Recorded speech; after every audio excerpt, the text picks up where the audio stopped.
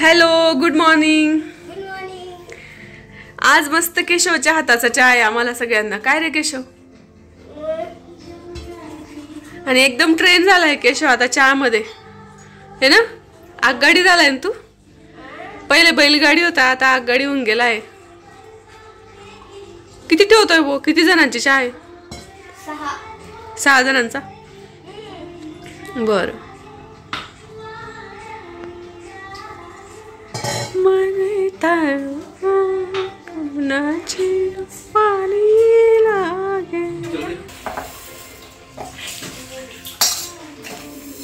किती चमचे साखर? 8. बर. एकदम भारी चहा बनवतो बरं केशव. तुम्हाला पण यायचं तर या सगळेजण. का रे केशव? त्याच्या हाताची चहा घ्यायला. नाही काय तर आम्ही डायरेक्ट हॉटेल टाकून देऊ चहाची. भाकरी, झुणका भाकर. का रे भाऊ? मग काय?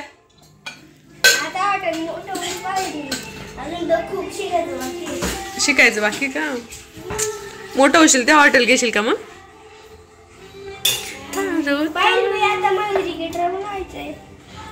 बघू आता ऑप्शन. तुला 2-3 ऑप्शन ठेवायचे, जे झालं ते. 3 ऑप्शन. पहिला मुद्दा, पहिला क्रिकेटर, दुसरं गेमिंग, तिसरं मास्टर शेफ. किती झाले का? 4. अशी सकाळी आज आमची वाली मस्त केशवच्या हाताचा चहा. अजून काय पाहिजे सुट्टीच्या दिवशी? काय रे भाऊ? माव दीदी केलेली ऍक्टिव्हिटीला. पण माझा पाय दुखतो त्यामुळे मी गेलाय. हो ना.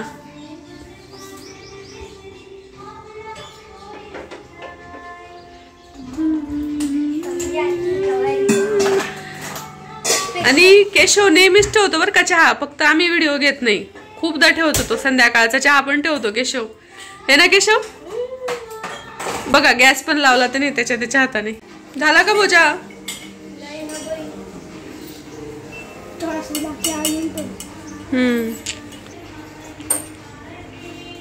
झाला का बोचा?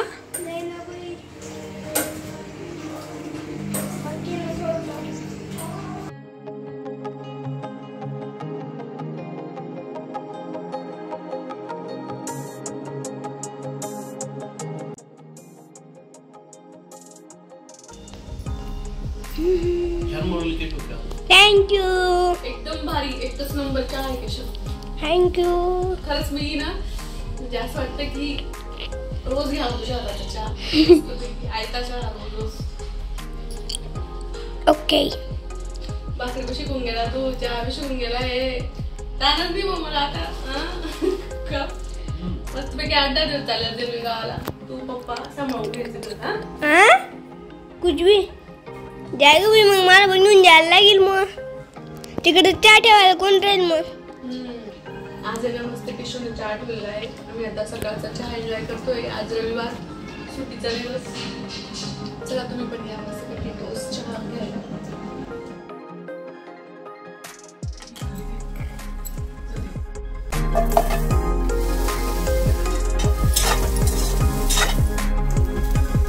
आज रविवार आणि प्रत्येक रविवारी मी काहीतरी स्पेशल बनवत असते. त्याच्यासाठी आज मला मस्त काजू मसाला बनवायचा होता आणि त्यासाठी आता हे सगळे मसाले मी भाजून घेते. साधारण 6 जणांसाठी ही भाजी आहे. तर त्याच्यासाठी 3-4 मध्यम आकाराचे कांदे, अर्धा वाटी खोबरं, त्याच्यानंतर काजू, पंपकिन सीड्स आणि खडा मसाला, लसूण पण त्यातच मी भाजून घेतलेले. असं सगळं हे भाजून घेतलं मी मस्त. हे पाहता इथं सगळा मसाला भाजून घेतला आहे मी मस्त. आणि इकडं हे काजू पण छान पाण्यामध्ये टाकून ठेवलेले आहेत. आता हे धुवून घेईल आणि त्याच्यानंतर मग त्याचे अशा 2 हे करून घेणार आहे मी पोळी. असं करून घेईन आता सगळं. मला जाणवलं नाही ते जाणवलं नाही म्हणजे आपण सांगितलं तेव्हा समजलं. कोणाला सांगितलं तुम्ही? माझी भाई ज्यांनी खाली सोयाबीनची पनीरची भाजी वेगळं लागते का बस काय म्हणून? नाही एकदम छान लागते ना. हे पहा इकडं आता सगळा मसाला आपण जो भाजून घेतला होता ना ते इकडं छान असं वाटण करून घेतलेलं आहे. काय बेटा बोल ना. मग आंटी दिलं. हां एक मिनिट. आणि आता हे आपण मसाला हा सगळा आहे ना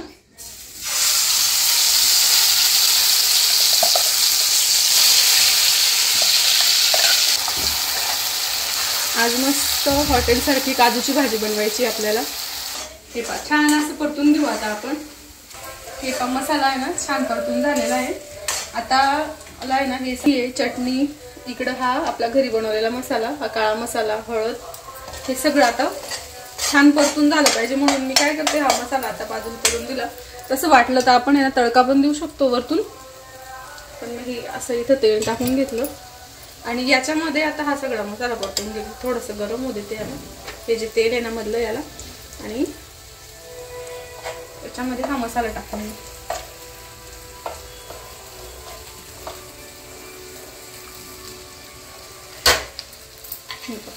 सगळं आता आपण आधी इथं थोडंसं परतून घ्यायचं, थोडंसं भाजलं जातं तेलामध्ये, होऊन जातं ते, त्याच्यानंतर मग संपूर्ण मिक्स करून घ्यायचं।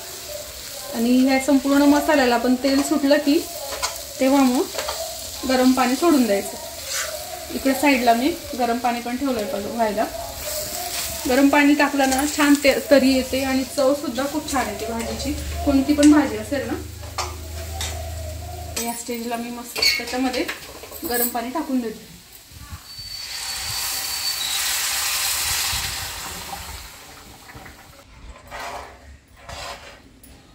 आणि ही काजूची भाजी ना थोडी अशी म्हणजे घट्टसरच छान लागते। याच्यामध्ये आपण हे काजू पण टाकून घेऊ, भिजवलेले काजू, भिजवलेले, धुतलेले, 2 खापा केलेले टाकून घेतले याच्यात।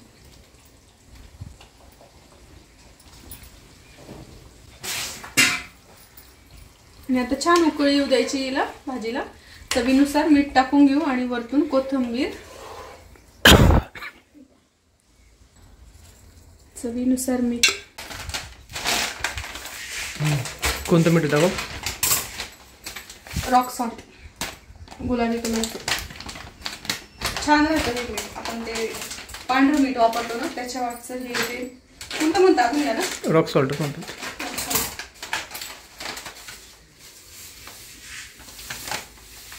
आम्ही आता बऱ्याच दिवसापासून हेच वापरतोय, फक्त इमर्जन्सीला हे नाही मिळालं किंवा काय तर त्याच वेळेला आम्ही फक्त ते दुसरं वापरतो, नाहीतर मग हेच वापरतोय आता।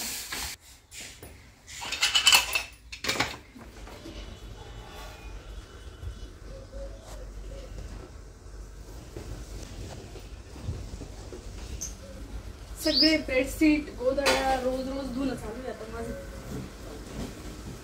हे काय ते बघ ना कसे हात फेकून देतो, बाकीचं वर ठेवून देतो। तुला गावून गेली, गायबून गेली आली आता। आणि पहा कोण आलेलं आहे आपल्याकडे, शामू दादा आणि विकी। आणि विकीने ना गाडी घेतली 2 व्हीलर, तर ती गाडी घेऊन तो गुडीताईकडून मग इकडे आलेले आहेत ते दोघं जण। आणि आपल्याला पण अचानक सरप्राईज दिलेलं आहे त्यांनी। गुडीताईकडे मुक्कामाला होते ते काल, आणि आता पुन्हा गुडीताई पण येते इकडे आपल्याकडे थोड्या वेळानंतर। आता वाजलेत साधारण दुपारचे 12, आता वाजलेत दुपारचे 1। आणि आता माझ्याकडे मेकअप आहेत, त्या ताईंचा आहे ना देवीचा मेकअप लुक त्यांना करून घ्यायचा आहे माझ्याकडून, तर त्या पण आता येण्यातच आहे इतक्यामध्ये। आणि शामू दादा आणि विकी आलेला आहे, अचानक सरप्राईज दिलं त्यांनी। आणि विकीने गाडी घेतली ना 2 व्हीलर, तर ती गाडी शोरूममधून काढली आणि डायरेक्ट दोघी बहिणींकडे आलेला आहे तो इकडं। आधी गुडताईकडे गेला आणि आता इकडे आलेला आहे माझ्याकडे। तर गाडीची पूजा वगैरे करायची राहिली आहे, ते सध्या गावात गेलेले आहेत मार्केटमध्ये, काही काम होतं त्याच्यासाठी। तोपर्यंत आता मेकअप आला की मी मेकअप करायला घेईल आणि ते आले की तेव्हा गाडीची पूजा वगैरे पण करेल, तर मी तुम्हाला तेव्हा गाडी दाखवणारच आहे। तर मस्त जेवण वगैरे झाले आमचे, आज छान काजूची भाजी झाली होती। आणि पाश्री आलेला आहे, इकडे खेळतायत मस्त छान।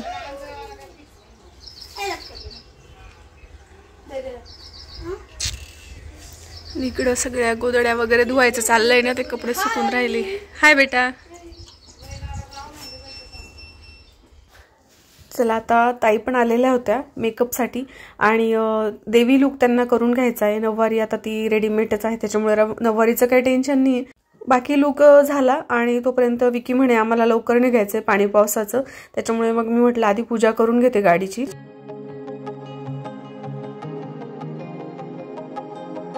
मला ना तुमच्यासोबत एक गोष्ट शेअर करायची आहे. कदाचित तुम्हाला खरी पण पटणार नाही, ती तुम्हाला कदाचित खोटंही वाटेल, पण मला ना स्वप्न पडलं होतं साधारण 8-15 दिवसाच्या आधी. आणि ते असंच होतं की विकी ना नवीन गाडी घेतो आणि 2 व्हीलर, आणि तो ना इकडे येतो आमच्याकडे दोघं बहिणींकडे. आणि असं स्वप्न मग मला पडल्यानंतर आहे ना मी त्या शामू दादाला बोलली, म्हटलं का रे विकीचं असं असं स्वप्न पडलं म्हटलं मला. मग मला आता जेव्हा तो गाडी घेऊन आला ना तेव्हा मग मी सांगितलं ना विकीला, म्हटलं बघू मला हे स्वप्न असंच पडलेलं होतं म्हटलं की तू ना गाडी घेऊन येतो असं. आणि मग तेव्हा शामुदाला बोलली, म्हटलं बघ मी तुला माझं स्वप्न सांगितलं होतं ना, सेम तसंच खरं झालं असं म्हणून. आणि हेच नाही, याच्या आधी पण आहे ना 2-3 वेळा झालेलं आहे असं. मला आहे ना त्यांच्याबद्दल काहीतरी स्वप्न पडतं ना तर ते खरंच निघतं. आणि खरं म्हणजे ना मला कधी कधी ना खूप आश्चर्य वाटतं की असं कसं काय होतं बा नेहमी नेहमी असं.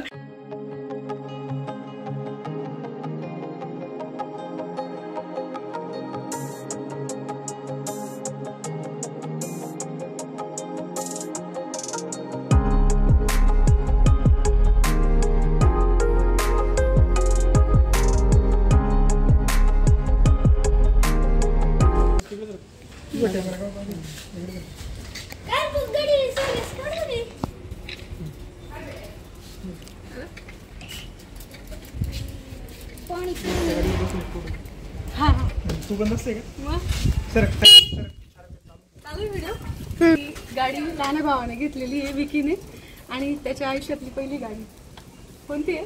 युनिकॉर्न. Hero Honda बुजी.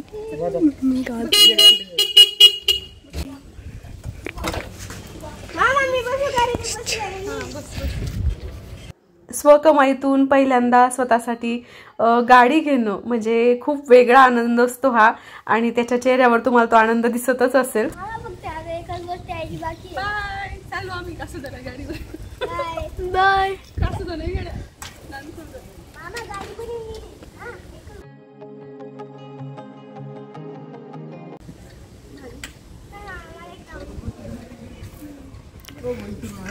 बस दे कधी काय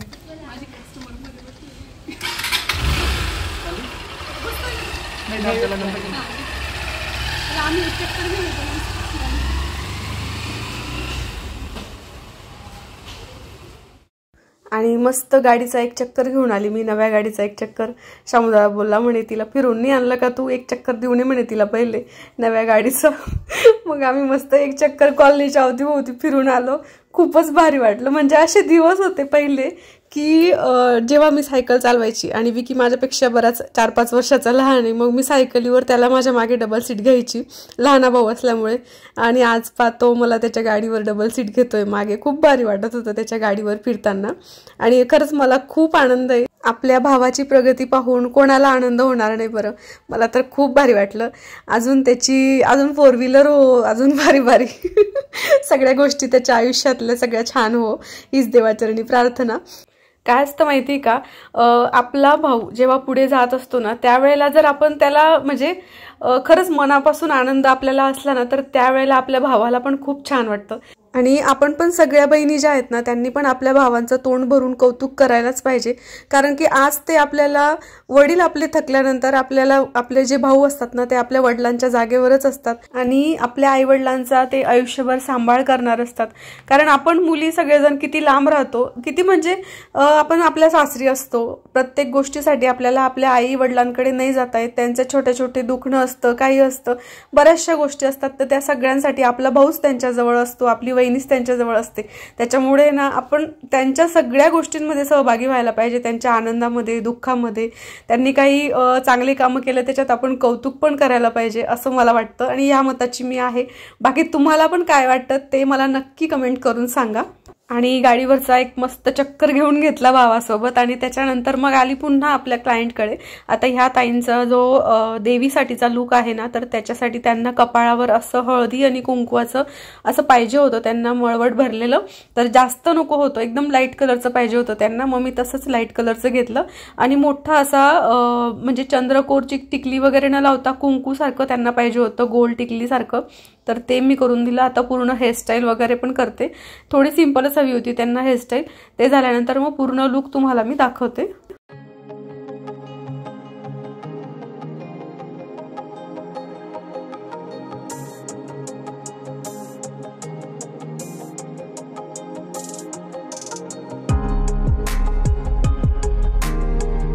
हाय मावशी.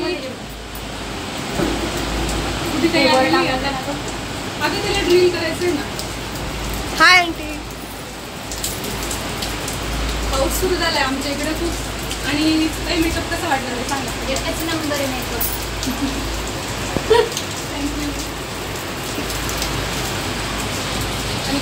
हा बोलतो. ती आली आणि तिच्या जवळ मला बसायला पण वेळ नाही. मी इकडे मेकअप मध्येच होती. काय बदलले आता पोहोचले का? चालेल पाऊस चालू. गुडीताई आलेली आहे आणि जिजू पण आलेले आहेत. यांना जायचं होतं नांदखुर्द्याला आणि शामूदादा विकीदादा पण हे निघतायत त्यांच्या गाडीवर. पण तोपर्यंत पाऊस सुरू झाला म्हणून ते थोडा वेळ थांबून गेले. आणि ते गुडीताई मला आता खूप फोर्स करते की तू पण चल, आपण जाऊन येऊ नांदखुर्द्याला असं. तर बघू पुढच्या व्हिडिओमध्ये समजेलच तुम्हाला की आम्ही गेलो की नाही गेलो असं म्हणून. आणि फायनल लुक जो आहे ना देवीचा तो असा झाला होता पूर्ण मेकअप लुक. तर तुम्हाला कसा वाटला मेकअप ते मला नक्की कमेंट करून सांगा. आणि तुम्हाला पण कुणाला ब्रायडल मेकअप वगैरे हवे असतील तर त्याच्यासाठी पण तुम्ही मला कॉन्टॅक्ट करू शकता. भेटूया पुढच्या छानशा व्हिडिओमध्ये. बाय.